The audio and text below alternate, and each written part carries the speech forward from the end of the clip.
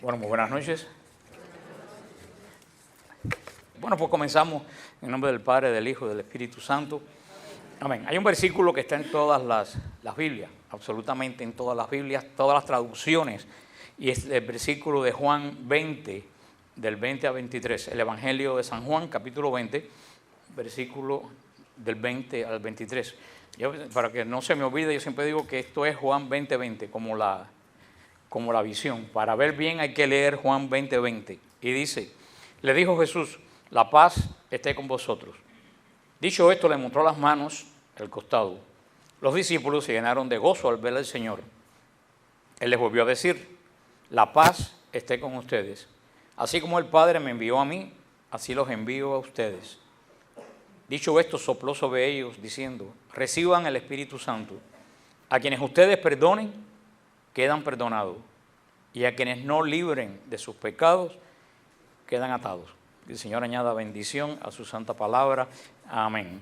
En este texto del Evangelio Jesús está hablando de algo específicamente. Jesús no está hablando de atar y desatar como habla en San Mateo cuando se lo dice don a Pedro. Jesús habla aquí directamente de perdonar los pecados. A quienes ustedes perdonen, quedan, ¿cómo dice?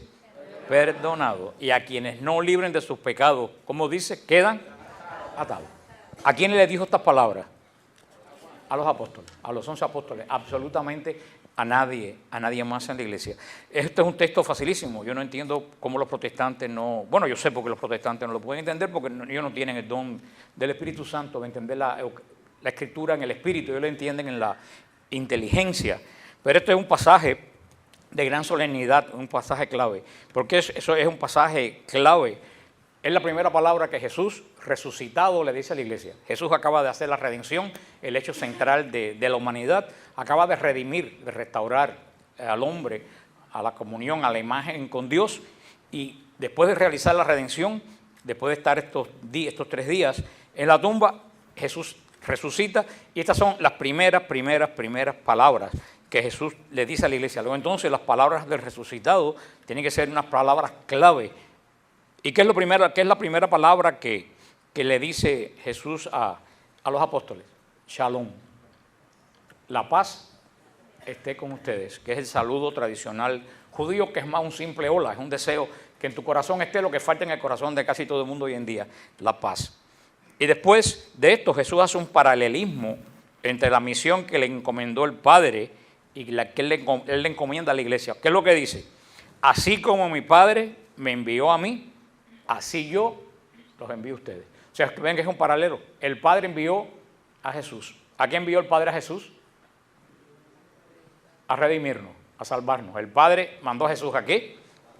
A salvarnos, a redimirnos. Ahora Jesús va a mandar ¿a quién? A los apóstoles.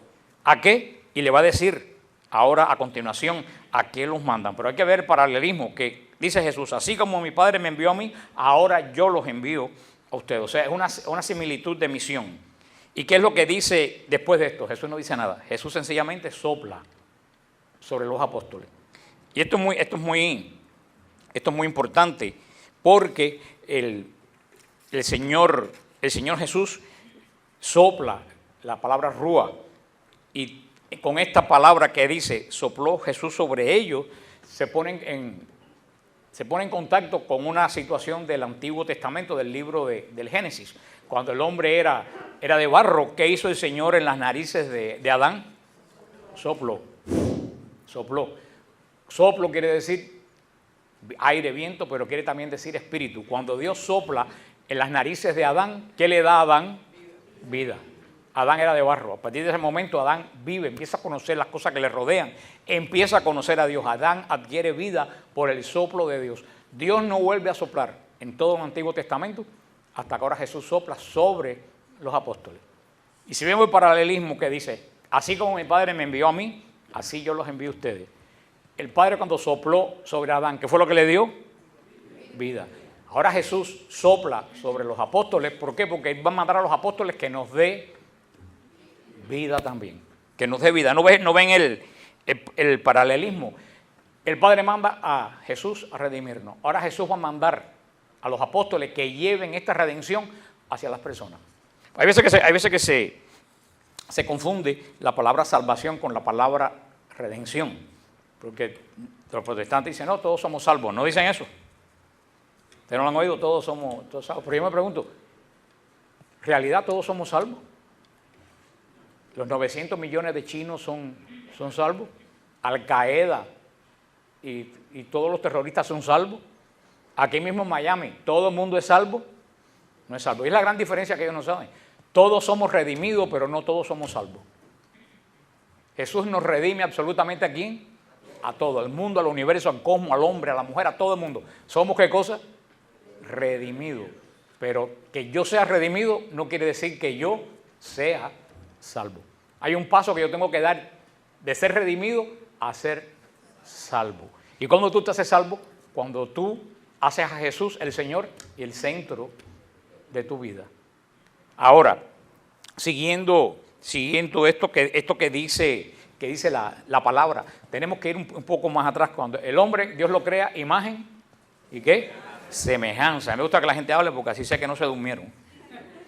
Yo miro algunas caras y me parece que va a descansar en el espíritu o se durmió. El hombre fue creado imagen y semejanza de Dios. Ahora, ¿qué cosa quiere decir imagen y semejanza? Era, por lo menos externamente, igual a Dios. Pero cuando el hombre peca, algo pasa con el hombre. Cuando el hombre peca, pierde la gracia. ¿Qué cosa es la gracia? La amistad de Dios. Entonces mira qué interesante, el hombre sigue siendo imagen de Dios, pero pierde la semejanza. Esto es muy importante. El hombre sigue siendo imagen de Dios porque Dios nunca se arrepiente de lo que hace. Pero que sea imagen de Dios quiere decir que después del pecado es igual a Dios. No, el hombre pecó y el hombre perdió la gracia. Entonces el hombre perdió ¿qué cosa? La semejanza con Dios, porque es como cuando ustedes van a la feria y ven esos espejos que te ponen gordo, bajito o largo con la cabeza grande. ¿Son ustedes o no son ustedes mismos? Si son ustedes mismos, pero se parecen a ustedes. No, eso fue lo que pasó espiritualmente cuando el hombre perdió la gracia. Siguió siendo imagen de Dios, pero se deformó. ¿Por qué? Porque perdió la gracia, perdió la amistad de Dios. Y a partir de ahí comienza todo el drama de la humanidad que fue tan penoso para Israel, porque dice que juzgamos la Biblia un poco duro, pero tenemos que saber que todos esos hombres, inclusive el más santo, inclusive Moisés, Abraham, el Juan Bautista cuando nació, todos nacieron sin la gracia, siendo imagen de Dios, pero no siendo ¿qué cosa? Semejanza de Dios. Cuando Cristo viene y nos redime, redención, quiere decir nos vuelve a comprar para Dios. ¿Por qué? Porque nosotros nos vendimos el pecado, el demonio. Cristo nos compra para Dios de nuevo. ¿A base de qué precio nos compra Jesús para Dios de nuevo? De su sangre, pero más que nada no es por el simple hecho de la sangre, de que Dios se goza por la sangre de Jesús. Jesús nos compra de nuevo para el Padre por su obediencia. Porque ¿cuál fue el pecado del hombre? Desobediencia. Jesús viene a ser totalmente obediente. Ahora, para ser totalmente obediente, ¿qué fue lo que le costó? Sangre, que fue lo que ustedes dijeron. Por eso no es simplemente por la sangre, es porque la sangre es signo de ¿qué? Del precio de su obediencia. Y cuando hay un hombre de nuevo, como Jesús, hombre de Dios, pero que es hombre, que vuelve a ser totalmente obediente a Dios a costa de su sangre, la raza humana en Jesús se vuelve a ¿qué? A recibir de Dios ¿qué cosa? La semejanza. La semejanza, vuelve a ser semejanza en Cristo. Por eso Cristo está delante y nosotros estamos todos detrás de él. Eso es lo que es la justificación, que es otro tema. Pero ahora, después de la redención, ¿todos los hombres volvieron a ser semejanza de Dios? No. No volvieron a ser semejanza. Somos redimidos. Ahora tenemos lo que no tenía el hombre del Antiguo Testamento. Ahora tenemos la posibilidad de ser de nuevo semejanza de Dios. Pero para volver a ser de nuevo semejanza de Dios, ¿depende de qué? De una decisión personal de cada uno de nosotros. ¿Cuál es la decisión personal de cada uno de nosotros? Aceptar a Cristo, y aceptando a Cristo, porque no solo es aceptar a Cristo como dicen los protestantes, eso es salvación de Burger King. Sí, Burger King. Burger King es una comida, ¿qué cosa? Rápida. Y eso de ven aquí arrodíllate a una oración y vete que eres salvo, eso es salvación de Burger King. Eso no es la salvación. Eso es salvación rápida. Y las comidas rápidas no sirven. Dan malos efectos. Igual pasa con la salvación rápida. Tú tienes que aceptar a Cristo, pero cuando tú aceptas a Cristo, tú tienes que empezar a tratar de vivir como Cristo. Porque si tú no vives como Cristo, no eres semejanza de Cristo. ¿Y cómo tú vives como Cristo? Dando obras como las obras que da Cristo. Por eso dice Jesús, un árbol que no da frutos buenos es arrancado. Tú tienes que aceptar a Cristo, es tu decisión de la conversión. Yo quiero aceptar a Cristo, pero cuando tú aceptas a Cristo, ¿cómo tienes que vivir? Dando obras de Cristo. Y Jesús va a decir después, yo no voy a medir si tú eres salvo o no por lo que tú dices. Yo voy a medir si tú eres salvo o no por lo que tú haces. Por eso maldijo la higuera. Buscó a la higuera y no tenía fruto. ¿Y qué hizo? Era hojas verdes nada más. ¿Y qué hizo? La maldijo. ¿Y qué pasó con la higuera? Se secó. Esa es la vida del hombre que tiene hojas verdes. Yo amo a Jesús, yo confieso a Jesús, mi Señor y mi Salvador, pero no da, ¿qué cosa? Frutos. Y Jesús sabía perfectamente esto. Por eso, aunque Él nos redimió, ¿en qué momento nosotros nos volvemos semejanza de Dios? Nos volvemos semejanza de Dios en el bautismo. ¿Qué sucede en el bautismo? La gracia que perdimos cuando nos bautizamos, la gracia que perdimos, ¿qué cosa? Regresa a nosotros por el poder del Espíritu Santo. Entonces, por eso el bautismo es el segundo nacimiento. Porque tú naces de tu madre, de tu padre, en la carne. Pero en el bautismo naces en el Espíritu. Porque vuelves a nacer como ¿qué? Como semejanza de Dios. Porque recibes ¿qué cosa en el bautismo? La gracia, a través del Espíritu Santo. El Espíritu Santo te habita y vuelves a estar como Adán antes del pecado. Esa es la importancia del bautismo, que nadie le dé esa importancia al bautismo. Dice Juan a Nicodemo, el que nace de la carne es carne, y lo que nace del Espíritu es espíritu. Nosotros nacemos de nuestra madre en la carne, vivos en la carne, pero muertos en el Espíritu. En el bautismo nos morimos a la carne y nacemos en el Espíritu como hijos de Dios. A partir de ahí comienza nuestra semejanza a Dios. Ahora, esa semejanza va a dura toda la vida, ya la tengo de gratis. No. ¿Qué le pasó a la higuera porque no dio fruto? Se secó. Ahí es donde empieza el problema. Y ahí es donde vienen estas palabras de Jesús. Jesús sabía que la batalla de nosotros en la vida iba a ser como la batalla de Él en su vida. ¿Cuál fue la batalla de Él en su vida? Ser obediente. ¿Y cuál es la batalla del demonio? Que Jesús desobedeciera. Y Jesús sabe que esa misma batalla que tuvo Él la vamos a tener nosotros. Nosotros queremos ser obedientes. ¿Y qué es lo que el demonio trata en nuestra vida? Que seamos desobedientes. Jesús fue totalmente obediente. ¿Por qué? Porque Jesús pudo ser totalmente obediente. Porque era Dios. Nosotros desafortunadamente no podemos ser totalmente obedientes. ¿Por qué? Porque vivimos en la carne. Como Jesús sabe, y cada vez que tú pecas, ¿qué sucede con la gracia que tú recibiste? Se pierde la gracia que tú recibiste. Como Jesús sabe que el proceso de nosotros va a ser una batalla de levántate, cae, batalla. Jesús proveyó el medio para que cuando nosotros perdemos la gracia, la volvamos a recuperar. Por eso que lo primero que Jesús dice resucitado, a quien ustedes perdonen, yo lo perdono, dice el Señor. Y a quienes no libren de sus pecados, porque esa parte nunca se dice, a quienes no libren de sus pecados, ¿qué le pasa? Se quedan atados. Mira qué clase de poder le dio el Señor a la iglesia. El Señor le dio a la iglesia el poder de restaurarnos después del bautismo cada vez que nosotros pecamos y perdemos la gracia. Por eso cada confesión es un volver al bautismo de nosotros. Nadie sabe el poder tan grande, y eso es lo que vamos a ver esta noche, el gran poder que tiene la confesión. La confesión tiene una dimensión espiritual que se escapa a los que no tenemos los ojos abiertos a la realidad del Espíritu. Dice, los padres de la iglesia decían, lo que en Dios es por naturaleza, en nosotros por gracia. Se lo voy a repetir, lo que en Dios es por naturaleza, en nosotros por gracia. Jesús tiene vida eterna por naturaleza, ¿no? Eres inmortal. Nosotros nos morimos, pero si recibimos a Jesús y recibimos la vida eterna, ¿cómo somos? Inmortales igual que Él.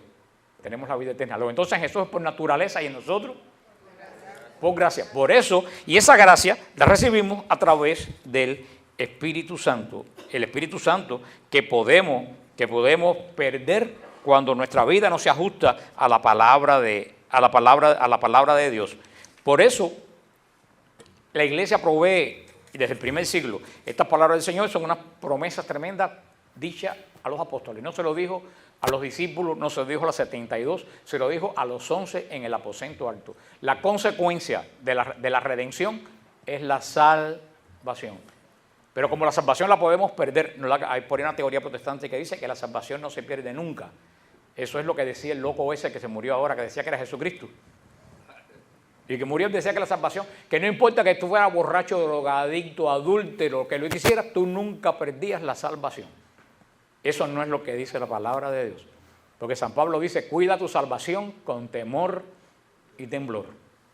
Y Jesús dice en montones de ocasiones en el Evangelio, como la higuera y tantas otras veces, que verdaderamente la salvación se puede perder. La iglesia es un ministerio de santificación.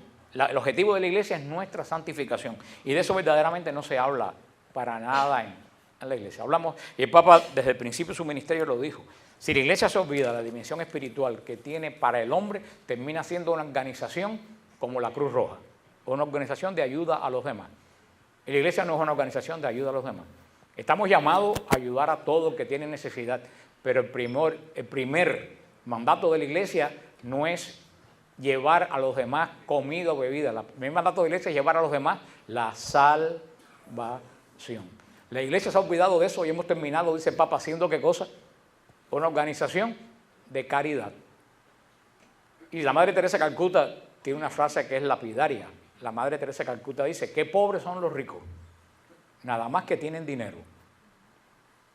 Y eso es una gran verdad. El hombre puede tener de todo. Si no tiene la fe, no tiene nada. Y la iglesia estamos, vuelvo a repetir, para ayudar a los demás. El Señor nos los mandó, pero la primera ayuda a los demás, ¿qué cosa es? Llevarle a esa gente la salvación. Y la salvación es un camino de santificación. Y la iglesia está con los 7 sacramentos para nuestra santificación. ¿Y qué cosa es nuestra santificación? Nuestra no es ser como el señor Newman o ser como San Juan Bosco, ojalá lo fuéramos. Pero esos son los santos que están puestos porque se han destacado ¿en qué? En las virtudes. Ojalá haya podido ser como San Antonio de Padua con la don que tenía de predicación. Pero el Señor, San Antonio de Padua es un ejemplo único. El Papa dijo que si se perdía la Biblia, San Antonio la podía escribir desde Génesis hasta el Apocalipsis sin equivocarse. Los santos que están en los altares son excepciones y por eso están puestos los altares. Pero no es la media. Santa Teresita del Niño Jesús dio la media de la gente baja, de nosotros los de abajo, de la santificación. Santa Teresita de Jesús dijo, ser santo es hacer lo ordinario extraordinariamente bien. Dijo Santa Teresita, ustedes nunca van a ser Santa Rita de Casia, ni van a ser Santa Catalina de Siena. ¿Tú sabes cómo tú te santificas? Haciendo lo ordinario extraordinariamente bien, agradando a Dios. Yo siempre le pongo el ejemplo a las personas. Todos conocen aquí a San Martín de Porres. ¿Y quién conoce al arzobispo de San Martín de Porres? Ninguno. El arzobispo en la época de San Martín de Porres era, creo que Toribio de Mogrovejo, ¿no? Era el obispo más poderoso de toda la América y ninguno de ustedes sabía el nombre. Sin embargo, saben el nombre de San Martín de Porres. ¿Y qué tiene San Martín de Porres en la mano? Una escoba. Ustedes conocen al hombre que barrió el convento y no conocen al que tenía todo el poder sobre la iglesia de América Latina. ¿Entonces sabe por qué? Porque ese hombre hizo lo ordinario extraordinariamente bien. Y así nos santificamos nosotros. Así nos santificamos nosotros. Por eso ser santo no es aspirar a hacer grandes milagros ni a tener grandes conocimientos. Es vivir toda la vida tratando de vivir como vive Jesús. ¿Lo vamos a lograr? No. Olvídense. Nunca en la vida lo vamos a lograr, porque Jesús es santo. Martín Papel dice, olvídense. Jesús no nos pide ni siquiera que vivamos como Él, porque es imposible a nuestra naturaleza. Jesús solamente nos pide que tratemos. Al final de la vida el Señor va a decir, ¿verdad que tú trataste? Te mereces entrar aquí. Y en ese levántate y caer. Por eso la gente se desespera cuando me escriben a mí a WTN. Yo le digo, mira hermano, si tú sabes que cometiste pecado, no te desesperes, tienes la mitad de la batalla ganada. Sabes que pecaste. Hay gente hoy en día que ni se entera que pecan, porque han perdido el concepto de pecado. Si tú sabes que pecaste, ¿tú sabes lo que tienes que hacer? arrepiéntete y reconcíliate con Dios. Ese es el camino de la santidad. Y como el Señor sabía eso, nos dejó, ¿qué cosa? La confesión. ¿Cuántos bautismos hay? Uno solo. Nadie se bautiza 2 veces, ¿no? ¿Y confesiones? El Señor sabía que nosotros íbamos a tener continuamente que restaurarnos a la gracia de Él. Por eso Él le dejó la administración de la reconciliación con la gracia a los que perdemos la gracia, a estos 11 hombres de la iglesia y a través de ellos a toda la iglesia. A quienes ustedes perdonen, yo perdono. Ahora, el sacramento de la confesión, y mucha gente no lo sabe, no solo perdona los pecados, el sacramento de la confesión sana y libera. El sacramento de la confesión es un sacramento de liberación. No hay liberación más grande de ninguna atadura del demonio que el sacramento de la confesión. El sacramento de la confesión está dentro de los sacramentos de sanación de la iglesia. Si ustedes van al catecismo, está la unción de los enfermos y la confesión. Es un sacramento de sanación. Primero, porque nos sanas espiritualmente. Segundo, porque hay pecados que son psicosomáticos. Hay pecados que son producto de nuestras malas acciones, de nuestros pecados. Sobre todo las cosas, los problemas mentales, o los problemas espirituales, o las úlceras. Hay ese tipo de enfermedades de personas que tienen problemas mentales que muchas veces son producto de desbalance químico. No siempre, ¿no? Pero hay muchos casos de esos que son producto de un pecado. Sanado el pecado, se sana la enfermedad. La confesión perdona los pecados, la confesión libera y la confesión sana. ¿Por qué mucha gente no se sana en la confesión ni se libera de Satanás? Porque no lo saben. Y como no lo saben, no lo reciben. Tan sencillo como eso. ¿Por qué no lo saben? Porque desafortunadamente no se habla mucho de esto. No se habla, pero está escrito en el catecismo. Pero nosotros somos demasiado vagos para ir al catecismo. Queremos que nos lo digan todo. Nos metemos en internet para enterarnos de cosas que no debiéramos.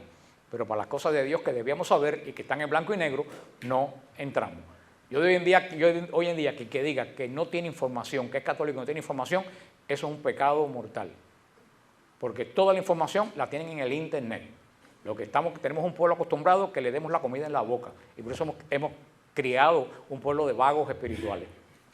Que teniendo comida de la buena no se la comen y comen porquería. Eso se lo digo a ustedes. No tienen excusa ni que yo no se lo dije, ni que el cura de San John Newman no se lo dijo, ni que el obispo no se lo dijo. Ustedes lo tienen en el internet.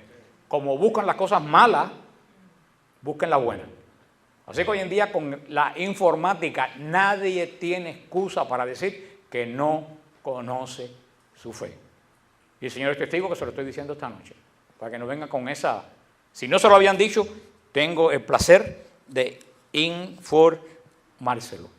Por eso el sacramento de la confesión es tan poderoso. Si tienen ustedes algún ministerio que de sanación, yo siempre le digo a una persona que nunca se debe orar por sanación de una persona, ni por liberación de una persona, si primero esa persona no se confiesa. Porque vienen las personas, oramos porque se sane, oremos para que se libere, y si primero no se confesó, ¿de qué le vale la oración nuestra? Si la oración poderosa es la de la confesión y no la está recibiendo. Así que si aquí en el grupo ustedes tienen algún ministerio de sanación o de liberación, recuérdense que lo primero que tienen que hacer cuando una persona viene con un problema, ¿tú sabes qué? Haz una buena confesión y después hablamos. Así tenemos nosotros que comenzar. Pero como todas las cosas, este poderoso sacramento que tenemos en la iglesia tiene un antecedente bíblico. Toda la acción de la iglesia tiene un antecedente bíblico. El pueblo de Israel era un pueblo que a través del libro del Éxodo, el libro del Éxodo se le dice que es el evangelio del Antiguo Testamento. El libro del Éxodo es la buena noticia. El libro del Éxodo le dice a Israel una gran noticia. El libro del Éxodo le dice a Israel, el Dios de ustedes es un Dios misericordioso. Y el Dios de ustedes es un Dios liberador. Que hasta ese momento Israel no lo sabía. Fíjate que cuando se le aparece el Señor a Moisés, le grita en el Horeb, Adonai, Adonai, lento a la ira y abundante en la misericordia. Y libera a Israel. Ese es el primer conocimiento que tiene el pueblo de Dios en Éxodo 34, del 6 al 7. Que Dios es liberador y Dios es misericordioso. Sin embargo, al mismo tiempo que el Señor revela esto a Moisés y al pueblo de Israel, el Señor establece en el pueblo de Israel una liturgia. ¿Qué cosa es una liturgia? Esta clase del Éxodo, después yo voy a dar el website de nosotros, ustedes la pueden ver en nuestro website, pueden estudiar el Génesis, el Éxodo, que está por todos los capítulos ya desarrollados en video en nuestro website. ¿Qué cosa es una liturgia? Una liturgia, la liturgia básicamente en la Iglesia Católica son hoy los sacramentos. ¿Y qué cosa son los sacramentos? Los sacramentos es una acción visible que anuncia algo que ocurre invisiblemente. O sea, los sacramentos es una acción invisible que se anuncia con un signo visible. Como cuando ustedes vienen por la calle y le ponen la luz roja. ¿La luz roja les para el carro automáticamente? ¿Qué hace la luz roja? Le avisa que en ese momento paren. Esos son los sacramentos. Son signos visibles que anuncian que está ocurriendo algo que no se ve. Cada sacramento tiene un signo visible y una acción invisible. Por ejemplo, todos ustedes saben, ¿cuál es el signo visible del bautismo? El agua. ¿El agua bautiza? No. El agua avisa que en el momento que el agua cae, el Espíritu Santo viene sobre esa persona y le trae la gracia. Tú ves un signo visible que anuncia que ocurre algo invisible. Y cada sacramento tiene su signo visible que anuncia lo invisible. Después veremos de la confesión. Por eso, porque el Señor instruye esto. El Señor instituye esto porque sabe que nosotros somos seres visuales. Nosotros necesitamos ver algo, porque tú dices, sí, Dios te perdona, pero tú te pones a pensar, bueno, sí me perdona, pero ¿cuándo me...? Y viene la segunda pregunta, ¿y si no me perdona? Porque dice Juan, al que retengas, le quedarán los pecados. Sí, Dios me hizo hijo de él, pero ¿en qué momento Dios me hizo hijo de él? El Señor instruye los sacramentos. Vayan por el mundo bautizando en agua, en el nombre del Padre, del Hijo y del Espíritu Santo. El que cree se bautice, se salvará. Cuando el agua cae en la cabeza del niño, es la señal de que el Espíritu Santo viene. ¿Por qué? Porque el agua, para el israelita del desierto, era garantía de vida. El que tenía agua, tenía garantizada la vida. El bautismo, quien lo recibe la gracia, tiene garantizada la vida. El Señor instituye un sistema sacrificial en la antigua alianza, que es el centro del templo, el sistema sacrificial. Y ese sistema sacrificial son como los sacramentos del Antiguo Testamento. Ellos para todo tenían sacrificio. Si van al libro del Levítico, que el libro del Levítico es uno de los libros más hermosos que yo he visto, y a nadie le gusta porque nunca se lo han explicado desde el punto de vista que nosotros lo explicamos en el website de nosotros. El Levítico es un procedimiento para recibir la misericordia de Dios en nosotros. Es un libro de reconciliación del hombre con Dios. Y el Señor continuamente en el Levítico muestra un sistema sacrificial para reconciliar todas nuestras faltas con Dios y para alabar también a Dios. Sobre todo en el aspecto de reconciliación con Dios, porque no tenían la gracia en el Antiguo Testamento, pero cuando el hombre pecaba, necesitaba hacer algo para saber de que él era, ¿qué cosa? Perdonado. Entonces en el Levítico se establece los sacrificios para el perdón de los pecados. En Levítico 4, 27, del 31 al 27, decía que si cualquier hombre quisiera que pecara por inadvertencia, haciendo algo prohibido a Dios, y se volvía culpable, dice Levítico 4:28, en cuanto se le indique el pecado cometido, presentará como ofrenda una cabra sin defecto. Pondrá la mano en la cabeza de dicha víctima por el pecado y la degollará en el altar de los holocaustos. El sacerdote mojará su dedo en la sangre y tocando los cuernos del altar del holocausto, derramará el resto de la sangre en su base.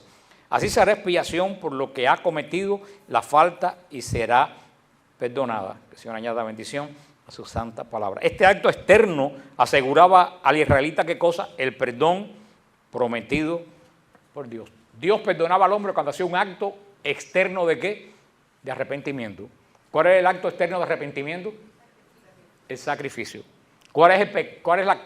Dice San Pablo, cuál es el premio del pecado? La muerte. En este caso, ¿quién moría? El animal que lo ofrecía. Simbólicamente decía, yo quiero al pecado morir como este animal murió. Y ese acto externo aseguraba al creyente la posesión del perdón de Dios. Ese es el corazón del culto de Israel, eran los sacrificios que exigían la confesión audible del pecado. Cuando a ustedes le dicen que la iglesia inventó la confesión de los pecados, eso viene desde Israel. En Israel, para que hubiera sacrificio por el perdón de los pecados, había que confesar los pecados. Y el sacrificio de la ofrenda de pecado llevaba este orden.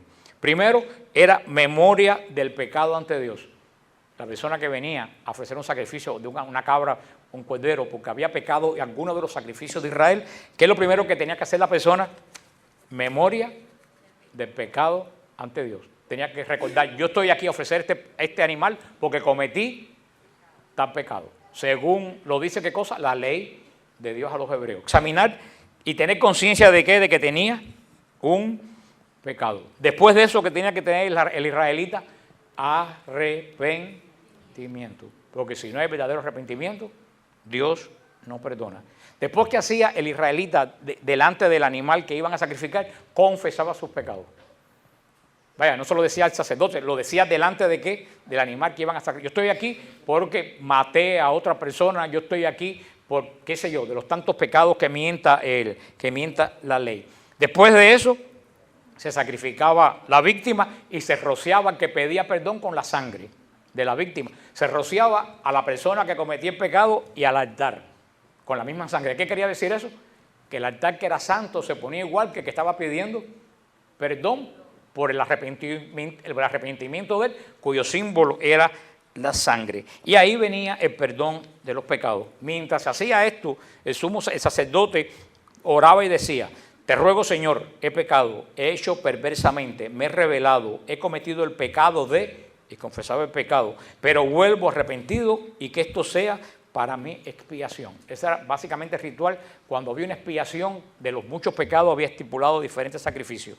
Pero fíjate qué interesante, se lo voy a repetir el orden en que estaba establecido. Memorial de pecado ante Dios, arrepentimiento, confesión con esta oración de ¿qué?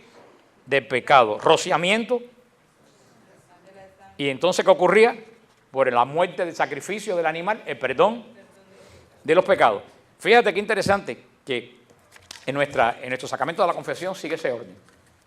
¿Qué es lo primero que tú tienes que hacer antes de confesarte? Examen de conciencia. ¿Qué cosa es eso? Memorial del pecado que tú has cometido ante Dios. Tienes que traer a tu mente. Los israelitas lo hacían por la ley, por la Torah. Nosotros lo hacemos por los mandamientos también de Dios y por la ley del amor que nos dejó Jesucristo. Después, ¿qué tenía que hacer el israelita? Arrepentimiento. Nosotros tenemos también que tener arrepentimiento. Después, ¿qué hacía el israelita? Confesaba con esta oración que les dije los pecados. Y después de eso, se rociaba la sangre del animal sobre esa persona. ¿Y qué venía?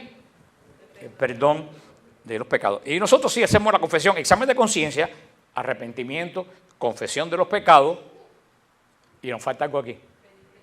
Pero bueno, no, en este orden de los 4 que dijimos, cuando llego nos falta el cuarto aquí. El sacrificio del animal.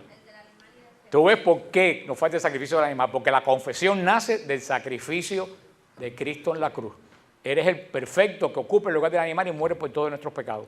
Por eso, ¿qué viene a nosotros en la confesión? La sangre de Jesucristo, que nos vuelve a liberar del pecado, y ahí ocurre el perdón de nuestros pecados. Porque sí le dije que todo perdón de los pecados en Israel requería, ¿qué cosa? Un sacrificio. Y nuestro perdón de los pecados también requiere un sacrificio. ¿Qué sacrificio requiere el perdón de nuestros pecados? El sacrificio de Cristo en la cruz. De los animales había que hacerlo siempre porque fíjate qué interesante, todos los pecados no eran perdonados en Israel. Habían pecados de muerte que no se podían perdonar en Israel. Habían pecados de muerte en Israel, que hay una lista en el Levítico de los pecados de muerte, que no tenían perdón, quedaban para siempre, puesto en el israelita. Por eso que cuando Jesús le dice al paralítico, tus pecados te son perdonados, los fariseos se alborotaron. Dijeron, ¿cómo este va a perdonar los pecados? Si para perdonar los pecados hay que hacer ¿qué cosa? Un sacrificio, inclusive hay pecados que no se perdonan. Gracias a Dios en esta alianza, Jesús cargó todos nuestros pecados, menos un pecado que no se perdona. Queda un pecado que no se perdona. ¿Cuál es el pecado que no se perdona? La blasfemia contra el Espíritu Santo. ¿Y cuál es la blasfemia contra el Espíritu Santo? Ajá. La blasfemia contra el Espíritu Santo es negarse a la conversión. Si el Espíritu Santo te toca y te toca y te toca para que te conviertas y tú no te quieres convertir, ¿tú puedes tener perdón? No, entonces ese pecado no es jamás perdonado. ¿A cuánta gente el Señor lo llama y dice ahora no, más tarde, no me conviene por tal cosa? Le llega la muerte, esa persona rechazó el llamado del Espíritu Santo. No tuvo la vida, pecado de muerte que no se puede perdonar ni en esta vida ni en la otra. Aparte de todo eso, todos los demás pecados los cargó Jesús en la cruz. Es penoso que personas que dicen conocer las Escrituras, conocen los sacrificios del Levítico, no entiendan la similitud entre el sacrificio del Levítico y la confesión. Lo único que no está es el sacrificio, porque el sacrificio ya lo tenemos y es perfecto. Por eso, ¿cuáles son las palabras de Jesús? Consecuencias del sacrificio en la cruz. ¿Cuáles son las primeras palabras de Jesús? Consecuencias de la cruz cuando resucita. A quienes ustedes perdonen, yo perdono. ¿Tú no ves? Todos nuestros pecados están puestos en ¿qué sacrificio? En el sacrificio de Cristo. Pero nosotros tenemos que ¿qué? Tenemos que aceptarlo, reconocer nuestra falta y aceptar este perdón que nos otorga el Señor. En los actos penitenciales, hoy en día, públicos de la sinagoga, en el día de Yom Kippur, entonces ustedes han oído hablar de Yom Kippur, la fiesta de perdón de los judíos. Se decía, oh Señor, he pecado yo y toda mi familia, perdona mis pecados y los de mi familia. Y hasta el día de hoy, en la sinagoga, no es obligatorio, pero el día de Yom Kippur, muchos judíos se ponen de pie y confiesan sus pecados. Y sabemos que ellos, los pobres, no tienen perdón de sus pecados porque no tienen el sacrificio de Cristo. O sea que no hay salvación sin, ¿qué cosa? Sin sacrificio y sin perdón de los pecados. Y las personas dicen, yo me confieso con Dios. ¿Cuántas veces han oído decir eso? Ahora yo digo, dime un versículo del Nuevo Testamento que diga que te confieses con Dios. Señálame uno. No hay uno solo. Los protestantes que saben tanta Biblia, señálame un versículo donde diga que tú te confiesas con Dios y eres perdonado. No hay un versículo. El único versículo claro que hay de perdón de los pecados, a quienes ustedes perdonen, yo perdono. No hay más ningún otro versículo de perdón de los pecados. Y hay gente que me dice, yo me confieso con Dios. Digo, perfecto, pero ¿cómo tú sabes que Dios te perdona? Porque eres misericordioso. Sí, pero Él dijo que a quien ustedes les retengan los pecados, se los retienen. Ahora, ¿cuál fue la evolución del sacramento de la confesión en la iglesia naciente? En San Juan 16, del 12 al 13, el Señor Jesús dice bien claro que cuando venga el Espíritu de la verdad, este va a revelar todas las cosas que Jesús no ha dicho. Él lo dice en San Juan 16, del 12 al 13. Dice, ahora tengo muchas cosas que decirle, pero ustedes no lo van a entender. Cuando venga el Espíritu de verdad, Él les va a revelar las cosas que yo ahora no les he dicho. Cuando baja el Espíritu de verdad, en Pentecostés. A partir de ahí, el Espíritu Santo comienza a revelar las cosas que si Jesús hubiera dicho, los apóstoles no lo hubieran entendido. ¿Por qué los apóstoles no hubieran entendido muchas cosas de las que Jesús le hubiera dicho? No tenían la gracia en el Espíritu Santo. Por eso uno dice, los apóstoles, pero mira que eran brutos. Tuvieron 3 años con Jesús y no lo entendieron. Hermanos, si nosotros, teniendo la gracia, no entendemos la mitad de las cosas de Dios, ¿cómo esa gente la iban a entender? Tuvo que venir el Espíritu Santo para comenzar. Por eso la primera obra que hace el Espíritu Santo del sermón de Pedro el día de Pentecostés es que 3,000 personas se bautizan. Dice, ¿qué tienen que hacer? Háganse confesar, háganse bautizar para el perdón de los pecados, porque el bautismo perdona los pecados. Hay personas que dicen, bueno, ¿por qué no dijo háganse confesar? Pero una cosa muy sencilla, tú no te puedes confesar si primero no estás bautizado. El bautismo perdona todos los pecados. Una persona, un adulto ahora, hoy se bautiza en la vigilia pascual y sin confesarse, cuando se bautiza, todos los pecados de esa persona hasta ese día quedan totalmente perdonados y cancelados. La confesión comienza cuando, después de nuestro andar como bautizados, En la primera Hay un versículo muy famoso en 1 de Timoteo 5:22 que San Pablo dice, 1 de Timoteo 5:22, no impongas a nadie las manos a la ligera, no sea que te hagas cómplice de los pecados de otros. Fíjate lo que dice San Pablo a Timoteo, no pongas las manos sobre otro a la ligera para que no te hagas cómplice de los pecados de otros. Una gente dice, no, eso es que no puedes imponer las manos y orar por las personas. Tontería, yo por imponer las manos arriba de cualquiera de ustedes no cargo los pecados de ustedes.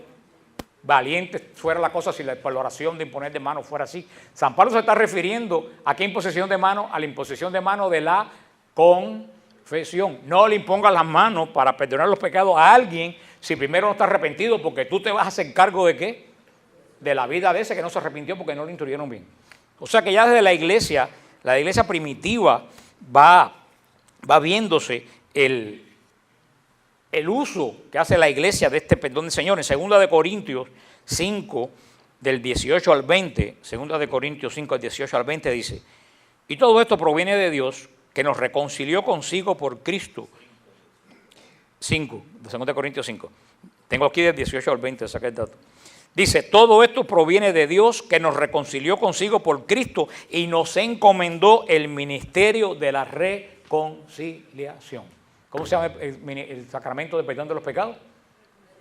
Reconciliación, es el nombre. Fíjate lo que dice San Pablo, todo esto, lo que dice San Pablo, proviene de Dios que primero nos reconcilió por medio de Cristo y nos encomendó. ¿A quién dice San Pablo? A ellos. Y nos encomendó el ministerio de ¿qué? De la reconciliación. Nos encargó a nosotros la palabra de la reconciliación. Somos pues embajadores de Cristo, como si Dios exaltara por medio de nosotros. Os suplicamos en nombre de Cristo, reconcíliense con Dios. Así San Pablo no les dice a los corintios, vengan y acepten a Jesús como Señor y Salvador. Y ya, ¿qué le dice San Pablo? Reconcíliense por el ministerio de reconciliación que se nos ha dado a nosotros. No dice, confiésese cada uno con el Señor, con Dios. En la iglesia primitiva había un problema que la gente que no está en contra no quiere la confesión. Y yo le digo, bueno, vamos a volver a la iglesia primitiva. ¿Le gustaría a la gente volver a la iglesia primitiva? Mucha gente diría que es bonito, ¿verdad? La iglesia primitiva era la iglesia original, pura. Digo, volvemos, ¿tú sabes cómo era la confesión en la iglesia primitiva? Nos queda una reminiscencia de la confesión en la iglesia primitiva, que queda hasta el día de hoy en la misa. Cuando la misa comienza, el sacerdote dice, antes de celebrar los sagrados misterios, reconozcamos nuestros pecados. ¿Y qué dice después? No, bueno, después de la confesión, Dios Todopoderoso, tenga misericordia de nosotros, perdone y nos lleve a la vida eterna. ¿Tú sabes por qué? Porque en ese momento todas las personas se ponían de pie y decían sus pecados. Eso era en la iglesia primitiva. Cuando decía, antes de comenzar los sagrados misterios, reconozcamos nuestros pecados, ahí separaban los pecadores y confesaban. Y entonces el sacerdote le imponía una penitencia. Y ellos tenían que irse al fondo de la iglesia y estar meses, años, a fondo de la iglesia, en la sección de los pecadores, que no podían comulgar y se tenían que ir a mitad de la misa de la Eucaristía, hasta que en la etapa de reconciliación con la iglesia, si queremos volver a la iglesia primitiva, pues podemos pedir al Papa que ponga. ¿Qué sucedió? Cuando la iglesia creció tanto, ya fue imposible hacer ese rito. Ya no iban 40, 60, 80 personas en la iglesia, iban cientos de cientos. Entonces la iglesia dijo, como aquí lo más importante es recibir ¿qué cosa? El perdón de Dios. Vamos a hacerlo, en vez de públicamente, privadamente, con el sacerdote que en nombre de Cristo, que tiene poder y de la comunidad, absolve a la persona de los pecados. Y ya a los años 300, ya la confesión se hacía privada, no se hacía pública. Los protestantes tienen confesión, aunque crean que no. Ustedes no llevan la noticia, hace como 2 semanas un pastor se murió de un ataque al corazón porque lo obligaron a confesar un adulterio que tuvo. Eso fue noticia la semana pasada. Un pastor de la raza negra cometió adulterio, lo obligaron a confesarse frente a la congregación, le dio un heart attack y se murió. Los que se acuerdan de Jimmy Swaggart, a Jimmy Swaggart lo obligaron a confesarse en la televisión. ¿Tú sabes cuál es la diferencia de este pobre pastor y de Jimmy Swaggart? Que se confesaron, pero nadie les dio el perdón de los pecados. Nosotros, la iglesia, por misericordia con nosotros, transfirió la confesión de pública a privada. Dice Santiago 15:16, Santiago 5:16, confiesen sus pecados unos a otros y pidan unos por otros para que se sanen. Confiesen sus pecados unos a otros. Eso es lo que se hacía al principio de la misa, confesar los pecados unos a los otros. Ya San Ignacio de Antioquía, en el siglo II, San Ignacio de Antioquía murió en el año 107 de nuestra era, uno de los grandes padres de la iglesia. En la carta a los Filadelfos, capítulo 8, versículo 1, decía: eso sí, a todos los que se arrepienten les perdona el Señor, a condición de que su arrepentimiento termine en la unidad de Dios y en el tribunal del obispo. En el año 107 ya decía San Ignacio de Antioquía que la persona tenía que recibir el perdón de Dios y el perdón del tribunal del obispo, que eran los presbíteros. Ese es el tribunal del obispo. La Didaché, que es el libro más antiguo del mundo cristiano, la Didaché está escrita posiblemente antes que los evangelios. La Didaché está escrita hacia el año 45 de nuestra era. Dice, referente a la confesión en el punto 4.14, en la reunión de los fieles confesarás tus pecados y no te acercarás a la oración con mala conciencia. Como le dije, más tarde, entre los siglos IV y VI, se cambió la confesión de pública a privada. Y el Concilio de Letrán, en el 1215, fijó las pautas del sacramento de la reconciliación tal como la tenemos hoy en día. Verdaderamente, tenemos un gran tesoro en la iglesia que nosotros no sabemos valorar. Tan es así que es triste que cuando veo lo que están confesando, casi nadie está en la lista, en la fila de la confesión. ¿Cuántas personas hay cuando ustedes vienen a confesarse? ¿Cuántas personas hay para confesarse? 3, 4. Y cuando vamos a comulgar, eso a mí me aterroriza. Porque dice San Pablo en 2 de Corintios, el que come indignamente el cuerpo de Cristo se traga su propia condenación. Examine cada cual su conciencia antes de acercarse a la copa y al cuerpo de Cristo. Y se lo voy a repetir. El que come indignamente sin conocer el cuerpo de Cristo se traga su propia condenación. Y dice San Pablo, por eso muchos de ustedes están enfermos y se han muerto. Y yo en la confesión 4 o 5 personas, en la comunión 400 o 500. Entonces yo me pregunto, estamos en un pueblo de santos, lo cual ojalá fuera cierto, pero no es la realidad. O estamos en un pueblo de sacrílego. Estamos en un pueblo cuando vienen el domingo a misa, en vez de adorar a Dios, se tragan su propia condenación. ¿Se recuerdan el hombre que fue a la fiesta y no iba vestido de boda? Que fue a la boda y no iba vestido de fiesta, que lo lanzaron a las tinieblas. Le dijo, Cristo, ¿qué haces aquí, hermano? No estás vestido de fiesta. Nuestro vestido de fiesta es la gracia. Yo también oigo decir a las personas, ¿por qué yo me tengo que confesar con un hombre que es pecador igual que yo? ¿No han oído decir eso? Ahora viene la pregunta, ¿puede un hombre perdonar los pecados? No, ningún hombre puede perdonar los pecados. La iglesia no ha dicho que un hombre puede perdonar los pecados de al otro. La iglesia dice que un hombre puede perdonar los pecados solo si Dios perdona los pecados. Ahora, yo me puedo hacer una pregunta. Los jueces, porque la mentalidad de muchas personas es, el sacerdote, como tiene pecado, no puede perdonar los pecados, ¿no? ¿Por qué me voy a confesar con un hombre que es un hombre igual que yo? Ahora, voy a los jueces. Los jueces que administran justicia. Cuando un juez administra justicia, ¿es válido o no es válido la sentencia que pone? Si tú llevaste un stop, o yo como el otro día que me chocaron y fui a juicio, y el juez dijo, bueno, no hay caso de juicio, vete. ¿Vale la sentencia que me dijo que me fuera libre? Sí. Y si el juez ha chocado a 15 gente y se ha escapado y se ha escapado y ya se ha llevado stop, ¿vale la sentencia que él dictó a favor mío o no? Claro que vale. ¿Por qué vale? Aunque él maneje como una rata. Porque cuando él dicta sentencia, no la dicta con lo que él es, lo dicta con el poder de la ley del Estado, ¿no? Un juez puede, en una disputa familiar, puede decir que este niño va para la custodia de la abuela puede definirlo el juez. ¿sí? Y ahora si el juez le entra galleta a la abuela de él cuando llega a la casa, ¿no vale la sentencia? ¿Tú sabes lo que les quiero hacer ver? Que el juez no ministra con su moral ni con su poder. El juez ministra con el poder que el Estado le dio. El sacerdote no ministra ni con su moral ni con su gracia. El sacerdote ministra con el poder que Dios le dio.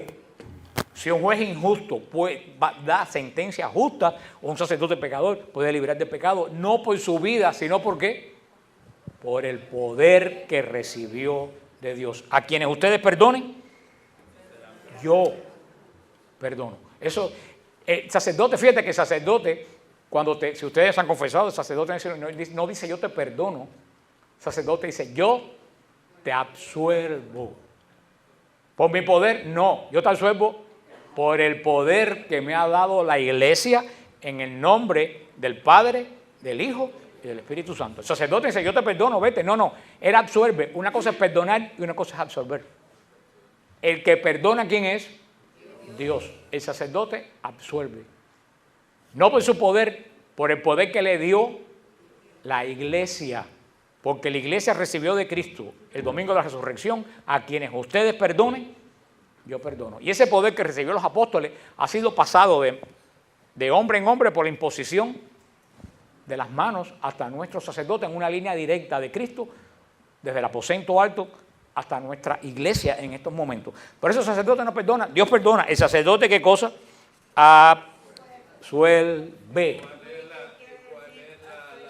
Que te quita la consecuencia del pecado, te quita la consecuencia del mal que tú hiciste. El juez me absolvió a mí de juicio. Quiso decir que yo no tenía que pagar multa, ni que era culpable del accidente. Dios perdona, pero el sacerdote es el que absuelve del mal que tú has hecho y puedes recibir. Pero fíjate que si tú no te arrepientas ante Dios, ¿vale la confesión? No vale, no es el sacerdote el que perdona. Por eso el cura no perdona, perdona Dios. Utiliza como medio a quién? Sacerdote. ¿Por qué? Porque a Cristo le dio la gana y porque lo dijo. Punto. ¿Hay algo más que decir? A quien ustedes perdonen, yo perdono. Mira que me expliquen los protestantes, que me busquen una razón. Ahí no hay nada que explicar. A quienes ustedes perdonen, yo perdono. Más bíblico que eso, nada. Y a quien ustedes les retengan, se quedan retenidos.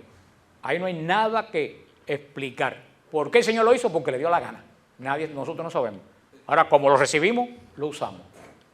Y ese es el poder que tiene el sacerdote en la confesión. Él si el sacerdote es un pecador, se tiene que confesar con otro sacerdote. El Papa se confiesa con un confesor que tiene. De la confesión ningún ser humano en la iglesia está eximido, ni el Papa. El Papa tiene que confesarse como todo el mundo. Una vez yo fui a una ermita a hablar a un señor Román y me dijeron, espérate un momento que se está confesando. Ahora vengo yo a decir, no, si yo me confieso con Dios, ¿quién eres tú? ¿Dónde está escrito? Eso es una arrogancia tuya que la puso el demonio en tu corazón. ¿Por qué no le digo mis pecados a otro hombre igual que yo? Mentira. Se lo contamos a un amigo, se lo contamos a una amiga, y cuando no podemos más vamos a un psiquiatra y le pagamos $100 y tantos y le contamos todo. O si no, vamos a la televisión, en todos esos programas que hay ahora, y decimos todas nuestras porquerías en la televisión para que todo el mundo la vea. Con la diferencia que ahí nadie perdona a nadie ni libra a nadie de sus pecados. O sea que hoy en día no, yo no confieso. Todo el mundo hoy en día exhibe sus porquerías públicamente. Menos en la confesión. Entonces tenemos que ver quién está detrás de todo eso que quiere impedir que la gente llegue a la confesión. Hay alguien detrás de esto que no quiere que el hombre llegue. El demonio teme algo. El demonio teme profundamente a la confesión. ¿Tú sabes por qué el demonio teme profundamente a la confesión? Porque la confesión nos arranca del dominio de él y nos devuelve a Cristo. Por eso si hay un sacramento que está mal usado por nosotros en la iglesia, es el sacramento de la reconciliación, el sacramento de la confesión. Todo el mundo quiere comulgar, pero nadie quiere reconciliarse. Y en la medida que tú comulgas indebidamente, tú te estás tragando tu propia condenación. Nadie te la está dando, tú te la estás tragando. Porque el cuerpo de Cristo recibido en santidad es de bendición. El cuerpo de Cristo recibido en pecado es de maldición. Por eso dice San Pablo que cada cual se revise la conciencia antes de comer del pan y tomar de la copa. Por eso que el sacramento de la confesión ha caído en desuso. Y hay personas que tienen también ya vimos las primeras cosas que se dicen. Yo no me confieso con un hombre como yo, que poder tiene un cura para perdonar mis pecados. Ya explicamos esas tonterías que son las que más oímos decir por ahí. Yo me confieso con Dios. Pero hay personas también que entienden mal la confesión. La confesión tiene un objetivo. ¿Cuál es el objetivo de la confesión? Lo hemos dicho del principio. ¿Cuál es el objetivo de la confesión? Perdonar los pecados y reconciliarnos. Hacer que la gracia que perdimos regrese a nosotros. Pero hay gente que piensa que la confesión es dirección espiritual. La confesión no es dirección espiritual. Tú no puedes ir a la confesión para que el cura te dé una explicación y te aconseje lo que tú debes hacer. Eso, ¿cómo se llama cuando tú quieres que el sacerdote te dé consejo a tu vida? ¿Cómo se llama? Dirección espiritual. Si tú necesitas dirección espiritual, tú le dices al sacerdote: Padre, yo necesito venir un día a la iglesia, que usted me dé un turno para hablar de este tema que me acabo de confesar. Entonces el sacerdote te da dirección espiritual. Pero hay personas que van a la confesión y quieren confesar los pecados y que te hagan un plan de vida para que no lo vuelvas a hacer. La confesión no es para dar dirección espiritual. La dirección es ¿para qué? Para el perdón de los pecados. La confesión no es para hablar de los pecados de los demás. Porque yo tengo una nuera, padre, que si usted supiera lo que hace. Ustedes se ríen, pero eso me dicen los sacerdotes, que es lo más que oyen continuamente. Perdemos la gracia de la confesión en porquería. El sacramento de la confesión es el sacramento de la reconciliación. Tú no puedes llegar y meterte en el confesionario y confesarte. Eso lleva paso. Esto es un sacramento serio. Primero tienes que hacer examen de conciencia. Es decir, por lo menos los principales mandamientos en cuáles yo he faltado hoy. Porque hoy en día mucha gente cree que solamente los pecados relativos al sexo son pecados. Y de los mandamientos relativos al sexo, de los 10 hay uno. Pecados no relativos al sexo, ¿cuántos hay? ¿Cuántos mandamientos hay que no están relacionados al sexo? 9. Y hoy en día pensamos que pecado, sexo. ¿Quién confiesa que ha faltado la caridad a las personas en su trabajo? Porque ha faltado la caridad al esposo o a la esposa o al padre o a la madre o al vecino. O que ha sido agresivo o que ha insultado a alguien. Léanse el catecismo de la iglesia en la sección de los 10 mandamientos. Ahí te dice todo lo que es pecado. Y tenemos que hacer un examen de conciencia. Tenemos que hacer un examen de conciencia antes en qué yo he pecado, cómo ha estado mi vida desde mi última confesión. Y cuando tú tienes claro en qué tú pecaste, entonces tú puedes ir al sacramento y decirle: Padre, mire, no me confieso desde tal fecha y yo creo que he faltado al Señor en esto, sin detalle. Al sacerdote no le interesan los detalles, le interesa solamente saber en qué tú pecaste. Y algún dato que pueda agravar la situación. Un caso que me viene a la mente: una persona puede decir, me acosté con una mujer, y es un pecado contra el sexto mandamiento. Pero si esa mujer es casada, es adulterio. ¿Tú me entiendes? Uno tiene que ser conciso, pero dar verdaderamente la gravedad del pecado. Y después de eso uno tiene que hacer el acto de contrición, hacer la oración, mientras el sacerdote da la solución: Señor, la oración antigua que era pésame Dios mío, me arrepiento de todo corazón, o Señor mío Jesucristo, Dios y hombre verdadero, que yo creo que ya eso ni se enseña en el catecismo. Hemos ido perdiendo las características de ser católico. Yo me aprendí eso desde la que me confesé a los 7 años por primera vez, hacer el acto de contrición y recibir la absolución. Cuando yo recibo la absolución, yo siento que me están sumergiendo en la sangre de Cristo. Yo digo: gracias, Señor, porque me estás perdonando. Gracias, Señor, porque toda mi vida pasada quedó atrás y yo soy una persona nueva. Eso es el verdadero sacramento de la reconciliación. Ese es el verdadero sacramento que tenemos que buscar. Yo digo que hay personas que dicen: a mí no me gusta confesarme. Yo le digo: a mí tampoco me gusta confesarme. Pero, por ejemplo, ¿ustedes conocen a alguien que le guste la quimioterapia? Yo tuve cáncer hace 3 años y me dieron quimioterapia. La quimioterapia es un proceso horrible. Yo pasé un proceso espantoso un mes, que fue lo que me dieron la quimioterapia. Pero ¿ustedes creen que yo dije, no, es un momento muy difícil, yo no me la voy a dar? Si yo no me la doy y paso ese momento terrible donde estuviera hoy, muerto. Esa es la confesión. Cuando a mí me dijeron que tenía cáncer, tú sabes lo primero que yo dije, ¿cómo se quita? Me dijeron, tienes que darte esta quimioterapia. ¿Cuándo empezamos? Esa es la confesión. Es una quimioterapia que duele, pero que la necesitamos para estar vivos. Y yo le doy gracias a Dios porque inventaron la quimioterapia, porque el médico me dijo hace 20 años atrás, tú hubieras muerto de esa bobería. Y la confesión es una quimioterapia que sin esa bobería nosotros estuviéramos muertos espiritualmente para toda la eternidad. O sea que cuando tú recibes el Espíritu Santo, tú empiezas a ver la confesión en vez de como un castigo, como una liberación. Que cuando tú sales de ahí, tú sientes que te tiraron de arriba 10 toneladas de cemento encima. Pero tú sabes cuando tú entiendes eso, cuando tú eres una persona que conoces la bondad y la gracia de Dios. Y el Señor quiere que digamos nuestros pecados, porque el Señor necesita que nosotros reconozcamos que hemos pecado. Porque si no dijéramos nuestros pecados, ni reconocemos. No, delante de la iglesia de este hombre, yo reconozco que yo he pecado pasando la vergüenza de decir. Yo le decía a una persona que me decía, no, yo no me confieso porque me da vergüenza con el sacerdote. Y le decía, vamos a ver las cosas en perspectiva. Tú pecaste indecentemente delante de los ángeles y de la Santísima Trinidad. Y te da pena reconciliarte con un solo hombre delante. Hay algo mal en tu vida, le dije yo. Hay algo mal en tu vida.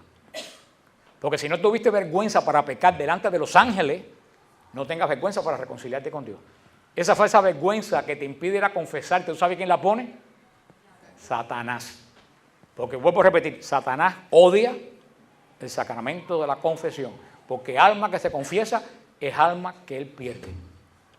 Y si uno está buscando una fuente de gracia, una fuente que es un chorro de gracia, la confesión es un chorro de gracia.